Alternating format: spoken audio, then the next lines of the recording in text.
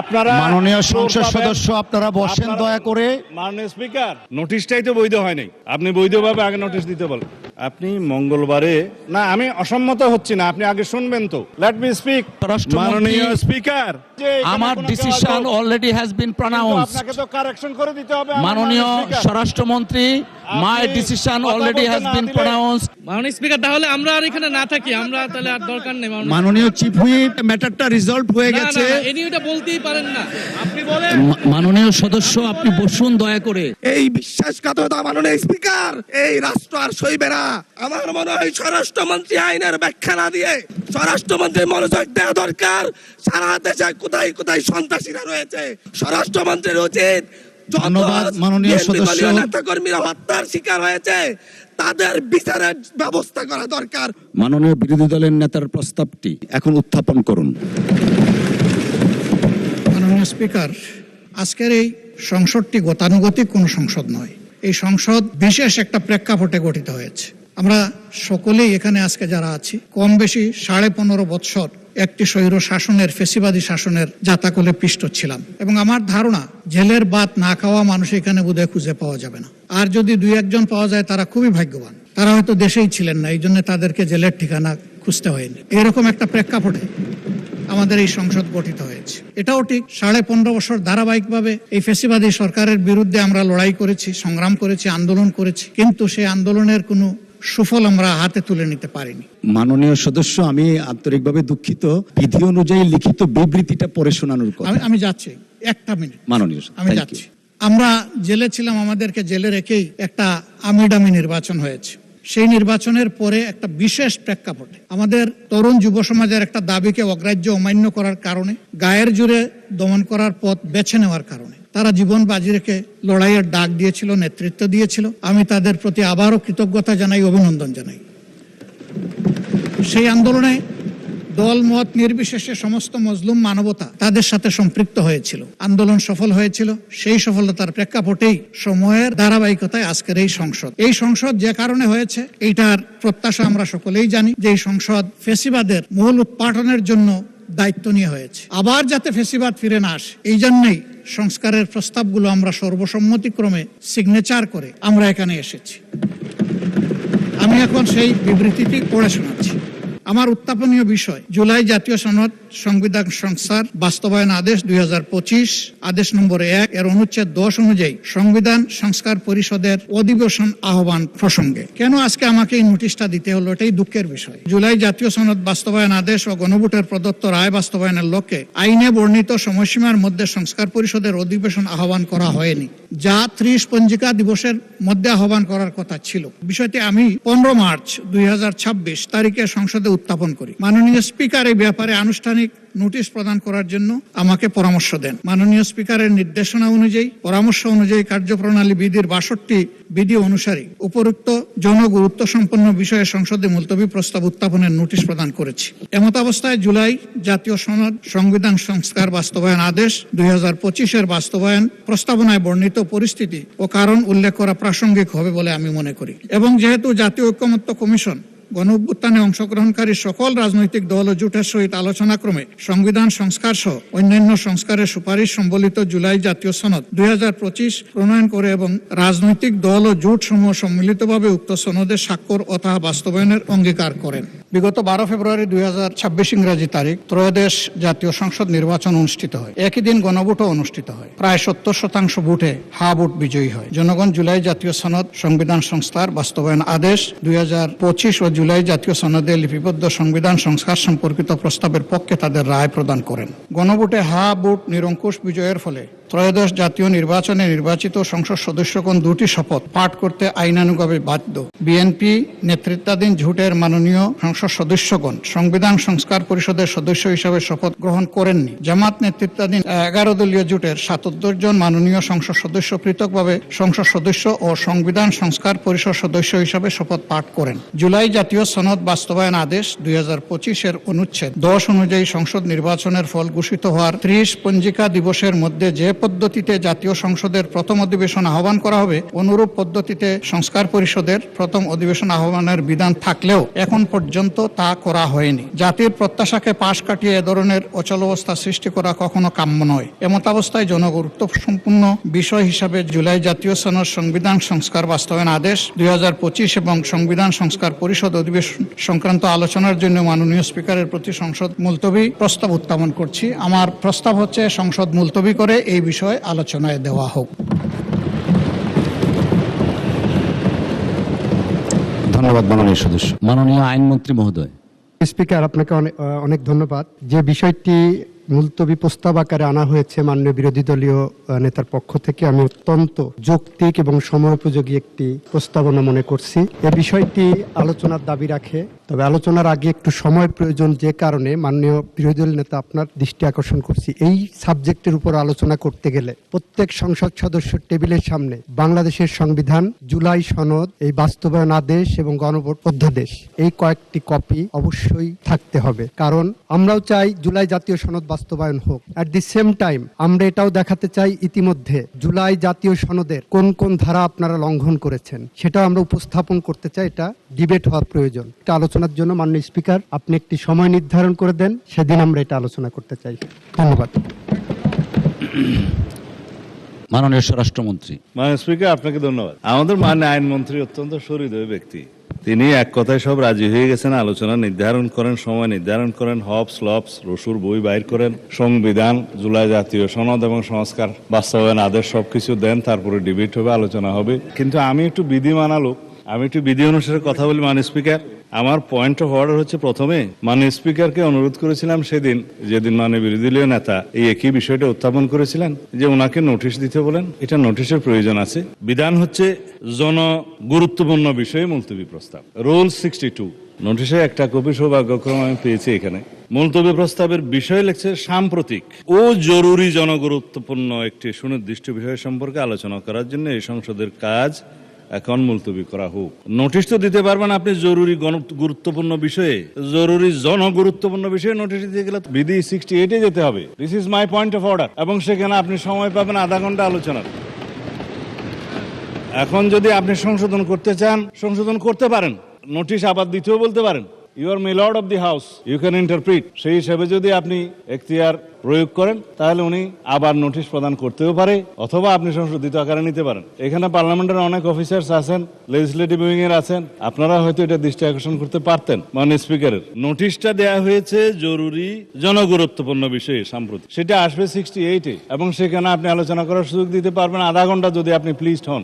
আর এখানে 62-তে যদি আপনি নোটিশটা অ্যাকসেপ্ট করেন, তাহলে আপনি সময় দিতে পারবেন 2 ঘন্টা এবং 3 দিনের মধ্যে, যদি আপনি সম্মত হন। এবং বিরোধী দলের সদস্যের মধ্যে যদি 25 জন সেটা সমর্থন করে, সরকারি দলের সদস্যদের মধ্যে যদি কেউ আপত্তি না তুলে। এখন আমি আপত্তিও তুলছি না, অনাপত্তিও তুলছি না, কারণ নোটিশটাই তো বৈধ হয় নাই। আপনি বৈধভাবে আগে নোটিশ দিতে বলেন, তারপরে আলোচনা হবে। কি আপনারা মাননীয় সংসদ সদস্য, আপনারা বসেন দয়া করে। মাননীয় স্পিকার বসেন, দয়া করে বসেন। মাননীয় স্বরাষ্ট্রমন্ত্রী, আপনি আপনার বক্তব্য শেষ করুন। আমি আপনার প্রোটেকশন চাচ্ছি। আপনি বিরোধী দলীয় সদস্যদেরকে ফ্লোর দিবেন, কিন্তু লেট মি স্পিক। আমরা যেন আগের কালচারে ফেরত না যাই। আপনার বক্তব্য কন্টিনিউ করেন মাননীয় মন্ত্রী। আমি তো ফর্মুলেট করতেছি মাননীয় স্পিকার। মাননীয় স্পিকার, আমি ফর্মুলেট করতেছি যে বিধিতে উনি নোটিশটা দিয়েছেন। আপনার সামনে তো কিতাব আছে, রুলস আছে, পার্লামেন্টের অফিসার্সরা আছে, সবাইকে দেখেন। আপনি যদি এই বিধিতে 62-তে এই নোটিশটা গ্রহণ করেন, তাহলে আপনাকে সংশোধিত আকারে গ্রহণ করতে হবে, অথবা আপনাকে বলতে হবে মাননীয় বিরোধী দলীয় নেতা, আপনি 62 রুলসে আবার একটা নোটিশ দেন। এখন এখানে তো বিরোধিতা করার কিছু নেই, আমি তো অপোজ করছি না। আপনার এভরি রাইট আছে নোটিশ দিয়ে সংশোধিত করার এবং আপনি অ্যালাউ করার। কিন্তু যে নোটিশটা এখন আমাদের সামনে আছে, এই নোটিশটা হচ্ছে 68 রুলস অনুসারে নোটিশ। আপনি জরুরি জনগুরুত্বপূর্ণ বিষয়ে আপনি দেখেন, কোনটা আপনি ডিসাইড করবেন, আপনার এখতিয়ার। My second point of order, যদি ধরে উনি রাইটলি 62-তে উনি বলছেন, তাহলে উনি শুধু ওনার প্রস্তাবটা উত্থাপন করতে পারবেন। এখানে আপনি জুলাই জাতীয় সনদ উইদিন ব্র্যাকেট সংবিধান সংস্কার আদেশ বাস্তবায়ন আদেশ 2025 13ই নভেম্বর, এইটা পুরাটা পড়ার তো মাননীয় স্পিকার কোনো সুযোগ নাই। এটা আপনি যদি ডিবেটের জন্য দিন নির্ধারণ করেন, আগামী কালকে করবেন না আগামী পরশু করবেন, 3 দিনের ভিতরে আপনি করতে পারেন, সেদিন আলোচনা হতে পারে। বিরোধী দলীয় এবং সরকার দলীয় কোন কোন সদস্যগণ বক্তব্য রাখবেন সেটা তখন দেখা যাবে। কিন্তু আমার এনাদার পয়েন্ট অফ অর্ডার সেটা হচ্ছে বিধি 63-তে আপনি দেখবেন যে এমন কোন প্রস্তাব নিয়ে আপনি আলোচনা আনতে পারবেন না যে প্রস্তাবে প্রতিকার কেবল আইন প্রণয়নের মাধ্যমে হতে পারে। এটার প্রতিকার তো সংবিধান সংশোধন এবং আইন প্রণয়নের মাধ্যমেই হবে। It is not simple debate. সাধারণত দ্রব্যমূল্য বৃদ্ধি হয়েছে, আইন শৃঙ্খলা অবনতি হয়েছে, এই সমস্ত বিষয়ে কোনো ঘটনা নিয়ে মুলতবি প্রস্তাব সাধারণত হয়। It is the tradition of the parliament. হয় কি হয় না সেটা পরে, কিন্তু উত্থাপিত হয়। আমার জীবনে খুব কম দেখেছি আমি মুলতবি প্রস্তাব অ্যাকসেপ্ট হয়েছে বা উত্থাপিত হয়েছে বা আলোচিত হয়েছে। এখানে আমার ফেয়ার প্রপোজাল আছে। This is my 4th point of order. আমরা সংবিধান সংশোধন করতে চাই, আমার বিরোধী দলের সদস্য কেউ কেউ সংস্কার করতে চান। পার্লামেন্টের ল্যাঙ্গুয়েজ হচ্ছে কনস্টিটিউশন হয় প্রণীত হবে অথবা রহিত হবে অথবা স্থগিত হবে অথবা সংশোধিত হবে। সুতরাং সংবিধান সংশোধনের জন্য let us form a constitution reform committee here. Position এবং অপোজিশন সবাইকে নিয়ে সংবিধান সংশোধনের জন্য আমরা কাজ করি এবং আমাদের গুরুত্ব দিতে হবে জুলাই জাতীয় সনদ। এইটা হচ্ছে সেই প্রস্তাব, জুলাই জাতীয় সনদ, যে পরবর্তী পার্লামেন্টে সবাই রাজনৈতিক সমঝোতার দলিল হিসেবে এটা অনুযায়ী আমরা সংবিধান সংশোধন করব। এবং যে সমস্ত রাজনৈতিক দল ম্যানিফেস্টোতে অন্যান্য বিষয় উল্লেখ করেছে সেই ম্যানিফেস্টো অনুযায়ী আমরা 51% ম্যান্ডেট পেয়েছি। আমরা সেই মতো আমাদের ইশতেহারে উল্লেখিত অন্যান্য বিষয়গুলো যেগুলো সংবিধানকে টাচ করবে সেখানে এগুলো আনতে পারবো। এখন আমার প্রস্তাব হচ্ছে মাননীয় স্পিকার, আমরা কি আইন প্রণয়নের মাধ্যমে যেটা ফয়সলা করতে হয় সেটা কি জরুরি গুরুত্বপূর্ণ বিষয় হিসেবে এখানে ডিবেট করব নাকি করব না? আমরা কি পার্লামেন্টের একটা সংসদীয় কমিটি ফর্ম করব যেখানে সংবিধান সংশোধনের জন্য সবাই প্রস্তাব দিবেন এবং যে জুলাই জাতীয় সনদ যেভাবে স্বাক্ষরিত হয়েছে উইথ নোট অফ ডিসেন্ট, যারা জনগণের ম্যান্ডেট প্রাপ্ত হয়েছে সেই নোট অফ ডিসেন্ট গুলো সেই হিসাবে যাব, নাকি শুধুমাত্র আমরা এখানে ডিবেট করে মুলতবি প্রস্তাব গ্রহণ করা হইলো হ্যাঁ অথবা না বলেন না করছে এগুলো সেখানে যাব? মেজরিটির ভিত্তিতে আমরা যেতে চাই না। আপনি এখন ডিসাইড করতে পারেন মাননীয় speaker, you are my lord of the house. মাননীয় বিরোধী দলের নেতা, আমি বুঝতে পারছি না যে আলোচনা আপনি শুরু করেছেন কিনা। বিজ্ঞ সংসদ সদস্য যে বক্তব্য রাখলেন, বিশাল একটা বক্তব্য উনি রেখেছেন, ওনার দৃষ্টিভঙ্গি উনি তুলে ধরেছেন এই মহান সংসদের সামনে। আমরা চাচ্ছি আগে সংসদটা মুলতবি করে আলোচনায় যান আপনি, তারপরে এই সমস্ত বিষয়ে আমরা পার্টিসিপেট করব। ধন্যবাদ মাননীয় বিরোধী দলের নেতা। সব বিষয়ে আসবে। ধন্যবাদ। আমরা মাননীয় আইন মন্ত্রী এবং মাননীয় স্বরাষ্ট্রমন্ত্রীর বক্তব্য শুনেছি, পাশাপাশি মাননীয় বিরোধী দলের নেতা যিনি উত্থাপন করেছেন ওনার বক্তব্য শুনেছি। সবার বক্তব্য শ্রবণ করে সংসদের কার্যপ্রণালী বিধি 65(2) অনুযায়ী আমাদের 3 দিনের মধ্যে এই বিষয়টাকে নিষ্পত্তি করতে হবে। সেই হিসাবে আগামী 31শে মার্চ 2026 তারিখ রোজ মঙ্গলবার দিনের সর্বশেষ বিষয় হিসাবে 2 ঘন্টা কাল বিরোধী দলের নেতার মুলতবি প্রস্তাবটি আলোচনার জন্য সময় নির্ধারণ করছি। আগামী 31শে মার্চ মঙ্গলবার 2 ঘন্টা। মাননীয় স্বরাষ্ট্রমন্ত্রী মাইকটা একটু দিন। হ্যাঁ, মাননীয় স্পিকার, আমি আপনাকে অনুরোধ করব আপনি মঙ্গলবারে না, আমি অসম্মত হচ্ছি না, আপনি আগে শুনবেন তো। Let me speak. মাননীয় সদস্য একটু বসেন। আমরা উই আর কন্ডাক্টিং। বলেন। মাননীয় স্পিকার, মঙ্গলবারের আলোচনার সাথে সম্মতি প্রকাশ করছি। ওনারা হয়তো মনে করছেন আমি বিরোধিতা করব না। যদি সংহতি প্রকাশ করেন তাহলে তো নতুন করে কথা বলার দরকার নেই। একটা কারেকশন দিচ্ছি। মাননীয় স্বরাষ্ট্রমন্ত্রী, আপনি যদি মঙ্গলবারের আলোচনার সাথে সম্মতি প্রকাশ করেন দয়া করে বসুন। আলোচনা যদি নির্ধারণ করতে চান তাহলে আপনাকে নোটিশটা একটু সংশোধন করে নিতে হবে, এটাই আমার বক্তব্য। মাননীয় স্বরাষ্ট্রমন্ত্রী, মাননীয় স্পিকার, আপনি এই বিধিতে মাননীয় সদস্য আপনারা বসুন, সেটা আপনি আগে সংশোধন করেন। মাননীয় সদস্যবৃন্দ আপনারা বসুন। মাননীয় স্বরাষ্ট্রমন্ত্রী আপনিও বসুন। আমার ডিসিশন অলরেডি হ্যাজ বিন প্রনাউন্সড। আপনাকে তো কারেকশন করে দিতে হবে। মাননীয় স্বরাষ্ট্রমন্ত্রী, my decision already has been প্রনাউন্সড। মাননীয় মেম্বার আপনারা বসুন, আমরা পরবর্তী কার্যসূচিতে যাচ্ছি। আপনারা বসুন। মাননীয় স্বরাষ্ট্রমন্ত্রী আপনি বসুন। মাননীয় সংসদ সদস্যগণ আপনারা বসুন। My decision has been pronounced. 31শে মার্চ নির্ধারণ করা হয়েছে। সর্বশেষ আলোচনার জন্য 2 ঘন্টা সময় থাকবে। ধন্যবাদ আপনাদেরকে। ধন্যবাদ। মাননীয় স্বরাষ্ট্রমন্ত্রী আপনি বসুন দয়া করে। মাননীয় বিরোধী দলের নেতা, আমরা অলরেডি জানিয়ে দিয়েছি 31শে মার্চ অনুষ্ঠিত হচ্ছে, দয়া করে বসেন, আমরা পরবর্তী কার্যপ্রণালীতে যেতে চাচ্ছি। না, আমি বলছিলাম যে আপনি রুলিং দেওয়ার পরে এই বিষয়ের উপরে আর কোনো কথা চলে না। ধন্যবাদ, আপনি আপনার ধন্যবাদ জায়গায় মাননীয় থাকেন, বিরোধী দলের আমরা নেতা, আপনি আপনার দয়া সাথে করে আছি। বসুন। আমরা পরবর্তী কার্যসূচি, জি সবার দিকে তাকাচ্ছি, পরবর্তী কার্যসূচি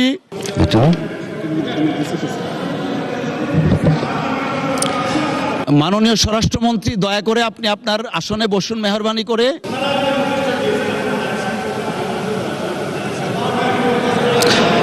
মাননীয় মন্ত্রী মহোদয় আপনি বসুন দয়া করে। মাননীয় মন্ত্রী মহোদয় আপনি বসুন, মাননীয় সংসদ সদস্য আপনারা বসুন। আমরা দিনের পরবর্তী কার্যসূচিতে যাচ্ছি। আমাদের এই বিষয়টা সেটেলড হয়ে গেছে। মাননীয় আইনমন্ত্রী মহোদয় আহ্বান জানিয়েছেন এবং ওনারা প্রস্তুত আছেন। উনি কয়েকটা বইয়ের রেফারেন্স দিয়েছেন, আমি অফিসকে নির্দেশনা দিচ্ছি সেই বইগুলো অ্যাভেলেবল রাখার জন্য। আমরা দিনের পরবর্তী কার্যসূচি রাষ্ট্রপতি ভাষণ সম্পর্কিত আনিত। মাননীয় স্বরাষ্ট্রমন্ত্রী মহোদয় মেহেরবানি করে আপনি আপনার আসনে বসুন। মাননীয় স্বরাষ্ট্রমন্ত্রী মহোদয় আপনি আপনার আসনে মেহেরবানি করে বসুন, মেহেরবানি করে বসুন আপনি। মাননীয় সংসদ সদস্য আপনারা বসুন। The matter already been decided এবং আমি একটা সময় নির্ধারণ করে দিয়েছি। আমরা পরবর্তী কার্যসূচিতে যাচ্ছি। রাষ্ট্রপতির ভাষণ সম্পর্কে আনিত ধন্যবাদ প্রস্তাবের উপর আলোচনা। আমি জনাব খন্দকার মোহাম্মদ আবু আশফাক ঢাকা 1 আসনের নির্বাচিত প্রতিনিধিকে 8 মিনিট সময় বরাদ্দ করছি। মাননীয় চিফ হুইপ আপনি একটু বসুন দয়া করে। খন্দকার আবু আশফাক আপনার সময় 8 মিনিট। বিসমিল্লাহির রহমানির রহিম। মাননীয় চিফ হুইপ খন্দকার আবু আশফাক সাহেবের বক্তব্য শেষ হোক, তারপরে বিবেচনা করব। খন্দকার আবু আশফাক সাহেব।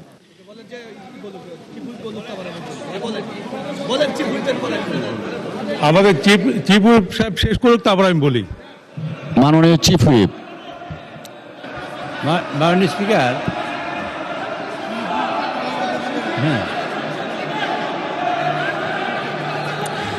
মাননীয় সদস্য আমরা শুনি। আমি ফেয়ারলি দেখব, যদি ওনার বক্তব্য এমন কিছু হয় তখন আপনাদেরকে সুযোগ দিব। দয়া করে বসেন আপনারা, দয়া করে। মাননীয় সংসদ সদস্য আপনারা বসুন, দয়া করে বসুন। কি বলতে চাই আমরা শুনি। মাননীয় স্পিকার, অ্যাডভার্স কোনো কিছু হবে না, দয়া করে বসুন। আমি 1 মিনিট কথা বলবো, অনলি 1 মিনিট, অনলি 1 মিনিট। আমার বসতো ভাই 1 মিনিট। হ্যাঁ মাননীয় স্পিকার, আপনাকে আমি অনুরোধ করছি একটা বিষয়, ওনারা হয়তো শুনেন নাই, একটা বিষয় অনুরোধ করতে চাই, সেটা হলো এই এসে আমি জোরে বলতে পারি না। মাননীয় স্পিকার, আপনাকে অনুরোধ করছি, আমাদের সালাউদ্দিন সাহেব এটা একটা অ্যামেন্ডমেন্ট আনতে চেয়েছেন, অর্থাৎ উনি প্রস্তাবটা যেন সঠিকভাবে দেন, সংশোধিত, এইটুকু। আর ওনাদের প্রস্তাবে উনি সম্মত। আর মাননীয় স্পিকার, আমি আপনাকে অনুরোধ করতে চাই, বিরোধী দল থেকে এই যে মাননীয় সদস্য উনি বারবার দাঁড়িয়েছেন, আপনি যদি ওনাকে 1 মিনিট কথা বলতে দেন, তবে মাননীয় অপোজিশন লিডার যে কথা বলেছেন, রাইটলি বলেছেন, আপনার সিদ্ধান্তের পরে আর কোনো কথা বলা যায় না এবং উচিত না, এবং আমরা সেটা সিদ্ধান্ত মানি। তো সেইখানে আমি বলছি যে একটু সংবিধানে একটু প্রস্তাবটা একটু সংশোধন আনা দরকার, সেইটা আপনি আনেন যাতে আলোচনাটা সহজ হয়, নাহলে এই প্রস্তাবটা ভুল থেকে গেলে প্রবলেম হয়ে যাবে মানুষ করে। এইটুকুই আমাদের আবেদন এবং এইটুকুই আমাদের মাননীয় স্বরাষ্ট্রমন্ত্রী এই কথাটুকুই বলতে চেয়েছেন। আর জি আচ্ছা আচ্ছা, এবং মাননীয় স্বরাষ্ট্রমন্ত্রী বলতে যাচ্ছেন যে জুলাই সনদ নিয়ে আমরা দীর্ঘমেয়াদী থ্রেড বেয়ার ডিসকাশন করব এবং পরবর্তীতে যাতে সংবিধান সংশোধন করা যায় এমন পর্যায়ে আমরা যাব যে সবাই বিরোধী দল এবং সবাই আমরা যারা আছি এবং স্বতন্ত্র যারা আছেন, অন্য অন্য দলে আছেন, সবাই ঐক্যমতের ভিত্তিতে একটা সিদ্ধান্তে আসতে চাই। এবং আমাদের বিরোধী দলের নেতা রাইটলি বলেছেন যে আপনি সিদ্ধান্ত দেওয়ার পরে অ্যাকচুয়ালি আর কোনো আলোচনা চলে না। তবে সেই ক্ষেত্রে শুধুমাত্র একটু বক্তব্য এইটুকু যে ওইটা প্রস্তাবটা যেন সংশোধিত আকারে আসে। ধন্যবাদ মাননীয় চিফ হুইপ। মাননীয় বিরোধী দলের নেতা, মাননীয় বিরোধী দলের নেতার মাইকটা দয়া করে অন করুন প্লিজ। আসলে রুলিং দেওয়ার পরে বাকি যারা কথা বলেছেন, আপনি যদি এজেন্ডা রিওপেন করতেন তাইলে বলতে পারতেন। আপনি তো রিওপেন করেন নাই, আপনি রুলিং এর জায়গায় আছেন। তো আমি অনুরোধ করব যে আপনি আজকে আপনার উদ্বোধনী বক্তব্যে বলেছেন যে আপনি জাস্টিস করবেন, আপনি নিউট্রাল থাকবেন। এই দিক থেকে আমাদের চিফ হুইপ বারবার চেষ্টা করছিল একটা কথা বলার, সে কিন্তু সুযোগ পাচ্ছে না।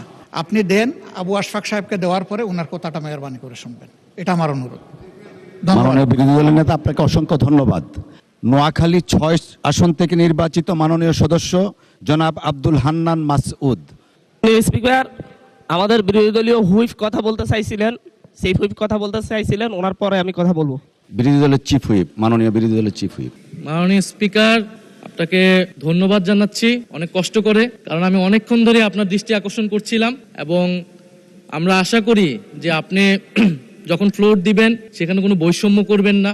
আজকে মাননীয় বিরোধী দলীয় নেতা উনি মুলতবি প্রস্তাব পেশ করেছেন, সেই অনুযায়ী আপনার রুলিংও হয়েছে, কিন্তু সে বিষয়ে আইনমন্ত্রী, মাননীয় আইনমন্ত্রী এবং মাননীয় স্বরাষ্ট্রমন্ত্রী তারা কিন্তু তাদের বক্তব্য ব্যাখ্যা রেখেছেন সংক্ষিপ্ত সময়ে হলেও। তো সেই ব্যক্তিতে কিন্তু আমাদেরও কথা বলা থাকে, সেই সুযোগগুলো কিন্তু আমাদেরকেও দেওয়া উচিত মাননীয় স্পিকার। তো সে বিষয়ে আমি দুইটা কথা বলতে চাই। এখানে আমাদের কারোরই ভুলে যাওয়ার কথা না যে দুইটা নির্বাচনের মাধ্যমে আমরা আজকের এই জায়গায় এসেছি, একটি গণভোট এবং একটি জাতীয় সংসদ নির্বাচন।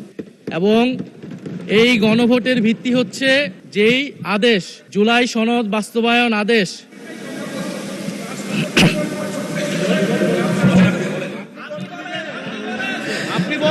মাননীয় সদস্য, আপনি বসুন দয়া করে, বসুন দয়া করে। জি চিফ হুইপ, আপনি জি, আপনার মাননীয় বক্তব্য স্পিকার, সমাপ্ত আপনাকে করেন। ধন্যবাদ।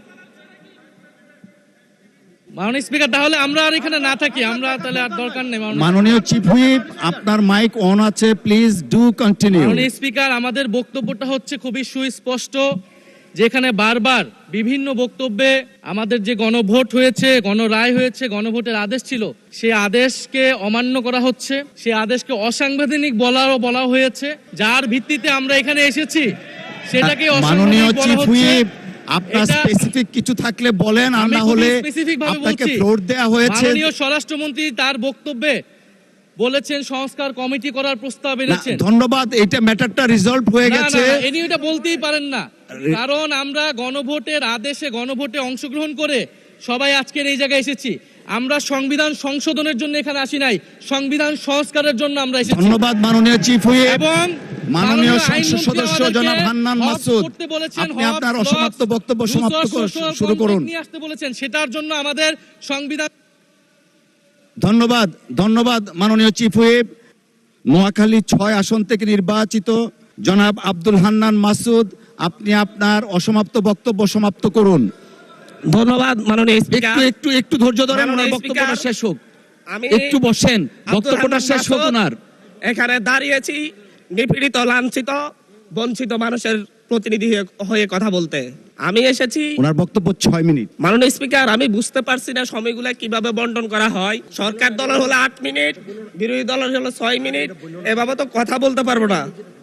মাননীয় স্পিকার, পাশাপাশি আমি এই সংসদের সর্বকনিষ্ঠ এমপি, বাংলাদেশের ইতিহাসের সর্বকনিষ্ঠ এমপি। আমি এখানে দাঁড়িয়ে আপনারা যে জেনজির কথা বলেন, সেই জেনজির প্রতিনিধি হয়ে আমি সংসদে কথা বলতে আসছি।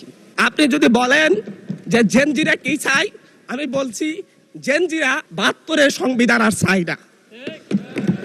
আপনি যদি বলেন জেনজিরা কি চাই, আমি বলতে এসেছি জেনজিরা এটাই চাই, স্বাধীনতার 30 বছর পরে জন্ম নিয়ে আমার মতো যারা সন্তানরা রয়েছে তারা কেন ভোটাধিকার পাই নাই, তার জবাব চাই। আমরা তো স্বাধীন বাংলাদেশে জন্ম নিয়েছি মাননীয় স্পিকার। আমাদের কি ভুল ছিল? আমরা তো নতুন মানচিত্র পেয়েছি, আমরা তো নতুন পতাকা পেয়েছি, আমরা নতুন সীমানা পেয়েছি।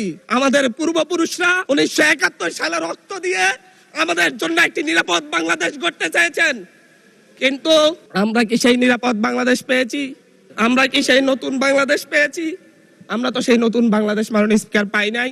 1973 সালে ভোট চুরি হয়েছে, আমরা দেখেছি তার পরবর্তী সময়ে শহীদ প্রেসিডেন্ট জিয়াউর রহমান বাংলাদেশকে অর্থনৈতিকভাবে, রাজনৈতিকভাবে, গণতান্ত্রিকভাবে বাংলাদেশকে পুনরুদ্ধার করার জন্য উনি অটল ভূমিকা রেখেছেন। উনি আমার দ্বীপ হাতিয়াতে 3 বার গিয়েছেন। আমি যেদিকে তাকিয়েছি, আমার এই বেড়িবাঁধ কে করে দিয়েছে? মেজর জিয়াউর রহমান। আমার এই খালকে খনন করে দিয়ে গেছে মেজর জিয়াউর রহমান। তারপরে এরশাদ এসেছে, বেগম জিয়া এসেছেন। বেগম জিয়া আমার হাতিয়াতে 3 থেকে 4 বার গিয়েছেন, কিন্তু তারপর আমার হাতিয়ার ওই অঞ্চলের নদী ভাঙ্গন রোধ হয় নাই। ওই অঞ্চলের লক্ষ লক্ষ মানুষ ঘরবাড়িহীন ভাবে পড়ে আছে। আমি এই ইলেকশনে ভোট ডাকাতি দেখেছি। আমার ঘরে বরে হামলা করা হয়েছে, আমি কি এই ইলেকশনের জন্য নিজের রক্ত জড়িয়েছি? আমি আজকে স্বরাষ্ট্রমন্ত্রী আছেন, মাননীয় প্রধানমন্ত্রী আছেন, আমি এখানে প্রশ্ন করি, আমরা রক্ত জড়িয়েছি বলে আপনারা আজকে সংসদে প্রধানমন্ত্রী স্বরাষ্ট্রমন্ত্রী হয়েছেন। রক্ত ঝরার পরে গুলিবিদ্ধ হয়ে 3 দিনের মাথায় গুলিবিদ্ধ হয়ে দয়া করে 3 থামুন। দিনের মাথায় মাননীয় সংসদ যখন সদস্য, আপনার 144 বক্তব্য ধারা অব্যাহত জারি ছিল, রাখুন। 144 ধারার মধ্যে আবার নিজে গুলিবিদ্ধ পা নিয়ে বের হয়ে গিয়ে সংবাদ সম্মেলন করে বলেছি আবার রাস্তায় নামুন, হাসিনা পতন হতে হবে। আমরা বলেছি নতুন বাংলাদেশ দিব। আমরা নতুন বাংলাদেশ আবার প্রতারণার রাজনীতি দেখতে চাই না, প্রবঞ্চনার রাজনীতি দেখতে চাই না। যেই গণভোটের পক্ষে আমাদের মাননীয় প্রধানমন্ত্রী প্রচারণা চালিয়েছেন, যে আদেশের পক্ষে মাননীয় সরকার দলীয় সংসদ সদস্যরা প্রচারণা চালিয়েছেন, আজকে এখানে এসে কেন এটা নিয়ে আবার দীর্ঘ আলোচনা হতে হবে? আমরা 90-এর গণঅভ্যুত্থানের কথা বলে যাই নাই। 3 জোটের রূপরেখা হয়েছে, বাংলাদেশ গণতান্ত্রিক ভাবে উত্তীর্ণ হবে কথা দেওয়া হয়েছিল, কিন্তু 94 সালের মাগুরার নির্বাচন কারা আয়োজন করেছিল? কারা 94 সালে মাগুরার নির্বাচন আয়োজন করেছিল? আজকে আবার এই সংসদে দাঁড়িয়ে আবার এমন একটা ব্যবস্থা নিয়ে যাচ্ছেন, আরেকবার যে মাগুরার নির্বাচন আয়োজন করবেন না, এর নিশ্চয় দেখিয়ে দিবে, এর নিশ্চয় দেখিয়ে দিবে।